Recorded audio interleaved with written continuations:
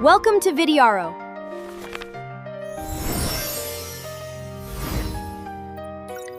Good morning students. Question solve करने से पहले हम लोग यहाँ देख लेते हैं कि रियल नंबर क्या होता है। पहले एक रियल नंबर के बारे में एक छोटा ओवरव्यू ले लेते हैं कि रियल नंबर क्या होता है, उसके बाद ही हम लोग क्वेश्चन सॉल्व करेंगे। तो इस ओवरव्यू में हम लोग देखेंगे रियल नंबर एक वो नंबर जिसे हम लोग नंबर लाइन पर रिप्रेजेंट कर सकते हैं। ये तो नंबर लाइन आप लोग को पता ही होता है, ये 0 है, इधर -1 चला जाता है, -2, इधर 1 2 3। ये नंबर लाइन कितना भी लंबा हो सकता है। तो ये जो नंबर लाइन पर रिप्रेजेंट हो सकता है उसे हम लोग रियल नंबर बोलते हैं, और जो नंबर लाइन पर रिप्रेजेंट नहीं होता है वो हमें नहीं पढ़ना है, वो 11th में आ जाएगा, जो कि एक कॉम्प्लेक्स नंबर है।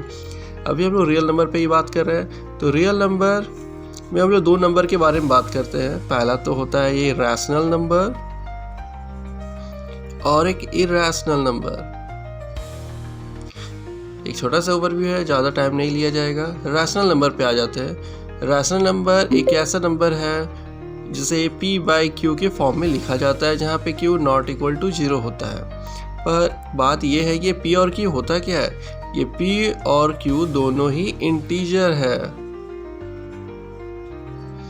इंटीजर्स है। और इरैशनल नंबर जिसे हम लोग p/q के फॉर्म में नहीं लिख सकते, जहाँ पे q ≠ 0 है, ये वाला हम काम नहीं कर सकते, उसे ही इरैशनल नंबर कहते हैं। तो अभी ज़्यादा इन्फॉर्मेशन नहीं देंगे रैशनल और इरैशनल नंबर के बारे में। जब दोबारा आएंगे क्वेश्चंस इस पे आएंगे, उसके बाद हम लोग डिस्कस में डिटेल में इसके बारे में पढ़ेंगे। एक क्विक ओवरव्यू ले लेते हैं हम लोग कि इंटीजर क्या होते हैं, नंबर्स क्या होते हैं, प्राइम नंबर क्या होते हैं, उसके बाद ही हम लोग क्वेश्चन सॉल्व आगे हम लोग देखेंगे कि आगे इस चैप्टर में क्या पढ़ाई करना है। इंटीजर में देख लेते हैं। तो सबसे पहले इंटीजर से पहले हम लोग बात कर लेते हैं नेचुरल नंबर के बारे में। आप लोग को पहले से ही पता होगा कि नेचुरल नंबर क्या होता है। बस एक छोटा सा एग्जांपल ले लो।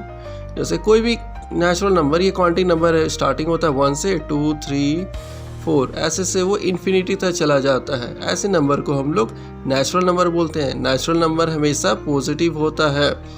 नेक्स्ट बात कर लेते हैं होल नंबर के बारे में। होल नंबर ये 0 से स्टार्ट होता है, और ये सेम नेचुरल नंबर की तरह 1 2 3 4 5 ऐसे से करके इन्फिनिटी तक चला जाता है। 0 नंबर ये भी पॉजिटिव ही होता है, और इसे हम लोग कैसे लिख सकते हैं कि नेचुरल नंबर में अगर हम लोग 0 ऐड कर लेंगे तो ये हमारा होल नंबर कहलाएगा। तो नेचुरल नंबर क्या है 1 2 3, और उसमें से एक 0 आगे ऐड कर लेंगे तो वो मेरा होल नंबर हो जाएगा। अब उसी तरह हम लोग इंटीजर्स के बारे में पढ़ लेते हैं। इंटीजर क्या होता है, ये निगेटिव हो सकते हैं, पॉजिटिव हो सकते हैं, और 0 हो सकते हैं। 0 मैंने इसलिए लिखा क्योंकि ये 0 नॉन नेगेटिव कहा जाता है, पर ये पॉजिटिव में भी नहीं आता है। तो नेगेटिव, पॉजिटिव और 0 नंबर ये मेरा इंटीजर है। जैसे कि -5 हो गया, -2 हो गया, पॉजिटिव में 17 ले लो, 2 ले लो, 0 तो 0। ऐसे नंबर को हम लोग इंटीजर बोलते हैं। हाँ, हमारा पहला टॉपिक है अब ये फंडामेंटल थ्योरम ऑफ अरिथमेटिक। वो मैं लिख देता हूँ, concept fundamental theorem of arithmetic. Number 1 हमें इसी में पढ़ना है। पहला है फंडामेंटल थ्योरम ऑफ अरिथमेटिक। इसका डेफिनेशन देख लो, क्या है डेफिनेशन। थ्योरम का डेफिनेशन है every composite number can be expressed और factorized as a product of primes, and this factorization is unique apart from the order in which the prime factor occur। तो इस theorem में देखो यहाँ पे क्या क्या हमें जानना है। इस थ्योरम में हमें जानना है कंपोजिट नंबर के बारे में, कंपोजिट नंबर और प्राइम नंबर। अगर इन दोनों नंबर के बारे में नहीं पता चलेगा तो हमें फंडामेंटल थ्योरम ऑफ अरिथमेटिक समझ में नहीं आता है। तो स्टार्ट कर लेते हैं कि प्राइम नंबर क्या होता है और कंपोजिट नंबर क्या होता है। सीधा से बात कर लेते हैं। प्राइम नंबर वो ऐसे नंबर होते हैं कि जो सिर्फ अपने आप से डिविजिबल होते हैं। वो डिविजिबल होते हैं बाय 1 और इटसेल्फ। उसे हम लोग प्राइम नंबर कहते हैं। एग्जाम्पल ले लेते हैं हम लोग, जैसे कि 2, ये किससे डिविजिबल है 1 से, या ये डिविजिबल है 1 से या फिर ये 2 से, कोई और नंबर तो नहीं है। 5 भी ले लेते हैं, ये भी डिविजिबल है 1 से और 5 से। तो ये दोनों ही प्राइम नंबर हैं। अब कंपोजिट नंबर क्या है, सिंपल से याद रख लो, जो प्राइम नंबर नहीं है उसे हम लोग कंपोजिट नंबर बोलते हैं। अब बात बोलोगे कि सर 1 भी तो है, कि 1 तो एक प्राइम नंबर नहीं है, तो क्या ये कंपोजिट नंबर हो गया? तो नहीं। अब यहाँ पे डेफिनेशन का बात कर लेते हैं, ये नहीं है। डेफिनेशन में क्या बोलता है, इसमें मोर देन 2 फैक्टर्स होने चाहिए, मोर देन 2 फैक्टर्स।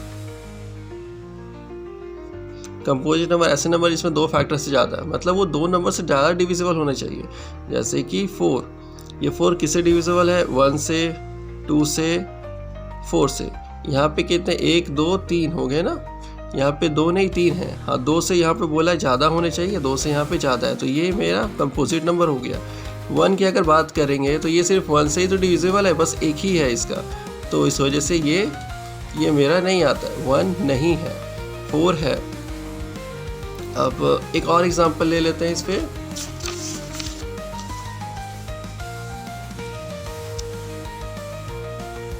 बात कर लेते हैं 5 6 7 8 9 10 11 12 13 14 15। अब इसमें बताते जाते हैं कंपोजिट कौन है, प्राइम कौन है। इतना सॉल्व कर लोगे तो समझ में आ जाएगा तुम्हें।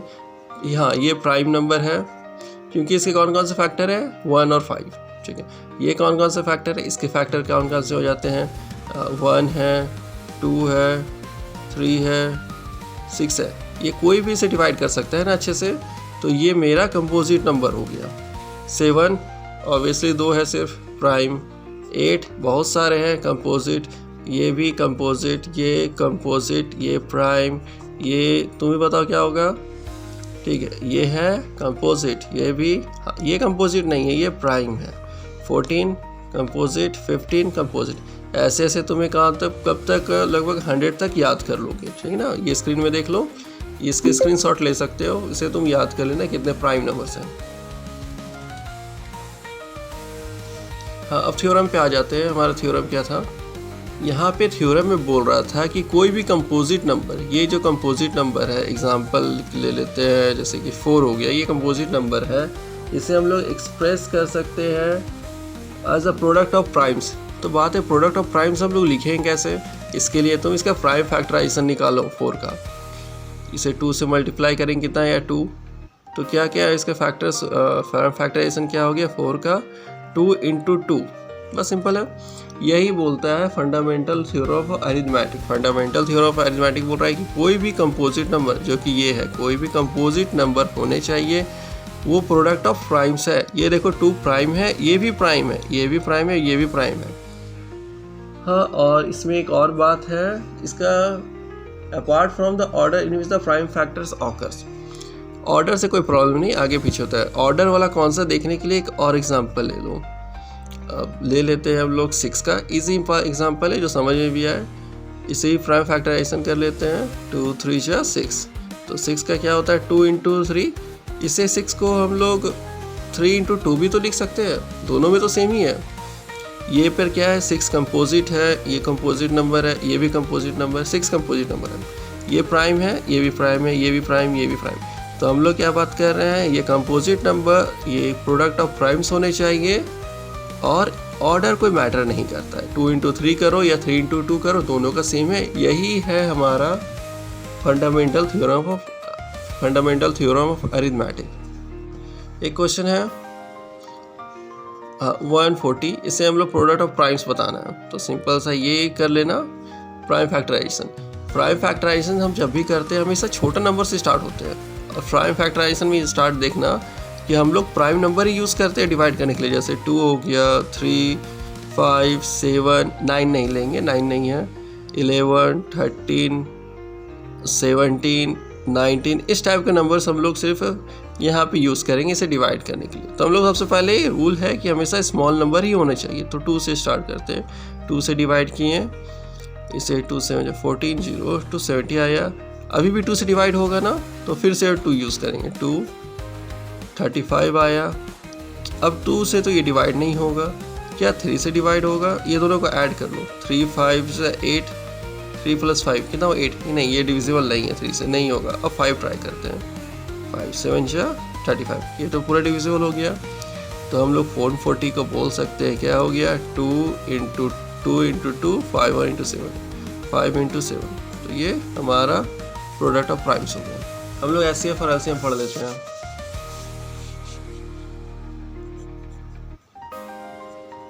एचसीएफ और एलसीएम दोनों पढ़ लेंगे। एचसीएफ का फुल फॉर्म क्या होता है? Highest common factor. और इसका क्या होता है?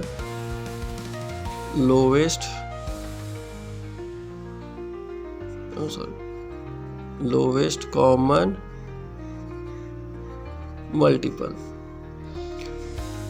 अभी सिर्फ एचसीएफ के बारे में बात करें। हम लोग एचसीएफ एलसीएम हमेशा 2 नंबर का निकालते हैं। जैसे अभी हम निकाल लेते हैं 4 और 6 का एचसीएफ और एलसीएम निकालने वाले हैं। अभी जस्ट हम लोगों ने पढ़ा फंडामेंटल थ्योरम ऑफ अरिथमेटिक, उसका प्राइम फैक्टराइजेशन करके हम इसका फैक्टर्स लिख सकते हैं। अब 4 का क्या था, अभी डिवाइड कर लेते हैं 2 इंटू 2। 6 का भी कर लेते हैं, अभी जो थ्योरम पढ़े हैं 2 इंटू 3।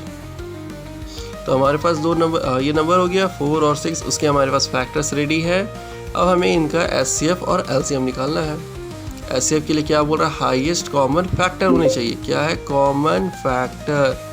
हमें फैक्टर चाहिए, ये सब फैक्टर है ना, हमें फैक्टर का बात करें जो कॉमन है। इसमें और इसमें ये 2 कॉमन है, हाँ ये कॉमन है, ये कॉमन नहीं है। तो इसका एचसीएफ क्या हो जाएगा? एचसीएफ क्या हो जाएगा? कौन कौन सा नंबर है? 4 और 6। यहाँ लिखना बताना पड़ेगा कि कौन सा नंबर का एचसीएफ हम लोग निकाल रहे हैं, 4 और 6 का। तो एचसीएफ कॉमन क्या है? 2। बस हो गया, एचसीएफ एक 2 ही है। अब एलसीएम देख लेते हैं। Lowest common multiple. यहाँ पे हम लोग का क्या बात कर रहे हैं? मल्टीपल होने चाहिए, ऐसा नंबर जो कि उसका मल्टीपल हो। तो मल्टीपल होने के लिए इसका क्या ट्रिक है?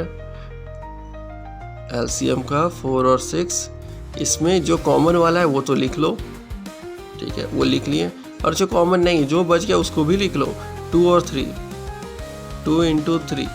अब ये देखो क्या क्या हम लोग लिखा है एलसीएम के लिए। तो पहले ये जो कॉमन था वो लिखा, और जो बच गया उसको भी लिख लिया। अब मल्टीप्लाई करके बताओ कितना होगा? 2 2 जा 4, 4 3 जा 12। ये 12 हो गया। ये 12 तो आ गया है, पर ये 12 एलसीएम है? हम लोग यहाँ से चेक कर लेते हैं। लोवेस्ट कॉमन मल्टीपल होने चाहिए, कॉमन मल्टीपल। तो हम लोग मल्टीपल कैसे चेंज करेंगे? मल्टीपल 4 का टेबल पढ़ो। 4 1 जा 4, 4 2 जा 8, 4 3 जा 12। तो अगर हम लोग 3 बार मल्टीप्लाई करेंगे तो हमारा 12 आता है। 6 को ही मल्टीप्लाई करते क्या 12 आ रहा है? 6 1 जा 6, 6 2 जा 12। तो हाँ, 2 से मल्टीप्लाई करने पर 12 आ गया। मल्टीपल यही है कि उसके मल्टीप्लाई आगे बढ़ना है, मल्टीप्लाई करते जाना, और सबसे छोटा होना चाहिए। देखो सबसे छोटा 12 ही है। 4 का टेबल में पढ़े तो उसका मल्टीपल 12 ऐसा नंबर आया जो 4 का भी मल्टीपल है और 6 का भी मल्टीपल है, इसीलिए इसे लोवेस्ट कॉमन मल्टीपल बोला गया है। अगली बार कंफ्यूज मत होना। अब हम लोग क्वेश्चंस में आ जाएंगे। If this video helped you, subscribe to Vidyaro, like this video, share it with your friends, and tell me your thoughts in the comments.